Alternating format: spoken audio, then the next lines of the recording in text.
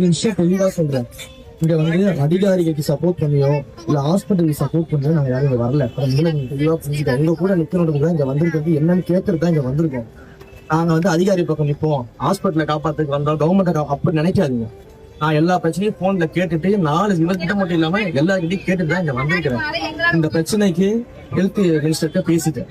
நான் வரும்போதே ஹெல்த் மினிஸ்டர்கிட்ட பேசிட்டு வந்துட்டேன். சிஎம் சாருக்கு இதை கன்வே பண்ணி சரிங்களா. இப்போ சென்னையில இருந்து ஒரு ஸ்பெஷலா ஒரு அனஸ்தேசியா டீம் ஒரு கமிட்டி வந்து ஃபார்ம் பண்ணிருக்கு. சென்னையில இருந்து, இங்க கிடையாது, சென்னையில இருந்து ஸ்பெஷல் அனஸ்தேசியா கமிட்டி டீம் ஒன்னு ஹெல்த் மினிஸ்டருடைய தலைமையில ஃபார்ம் பண்ணிருக்கு. அந்த டீம் இங்க வருவாங்க. இந்த ஹாஸ்பிட்டல் வச்சு இன்வெஸ்டிகேட் பண்ண போறதுல வேற ஒரு ஹாஸ்பிட்டல் வச்சுதான் இன்வெஸ்டிகேட் பண்ண போறோம். சரிங்களா. இந்த ஹாஸ்பிட்டல் இருக்கவங்க யாரும் அதை இன்வால்வ் ஆக மாட்டாங்க.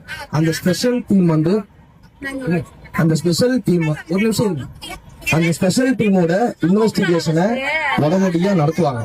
நடத்திட்டு இதுல உண்மையில என்ன நடந்திருக்கு அப்படிங்கறத உங்களுக்கு நேர்மையா நாங்க கொண்டு வந்து சொல்றோம்.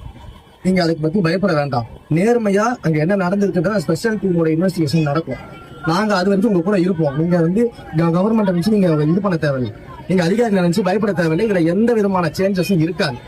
என்ன அந்த இன்வெஸ்டிகேஷன் பண்ணிட்டு என்ன ரிப்போர்ட் வருதுன்றத நாங்க நேர்மையா உங்ககிட்ட சொல்றோம். ஒருவேளை அப்படி அதுல ஏதாவது தவறு நடந்திருக்கும் பட்சத்துல ஒருத்தர் மேல கூட பாரபட்சம் பார்க்காம கவர்மெண்ட் ஆக்ஷன் எடுக்கும். நான் அதுக்கு உத்தரவாதம் தரேன். ஹெல்த் மினிஸ்டர்கிட்ட பேசிட்டு தான் வந்திருக்கேன்.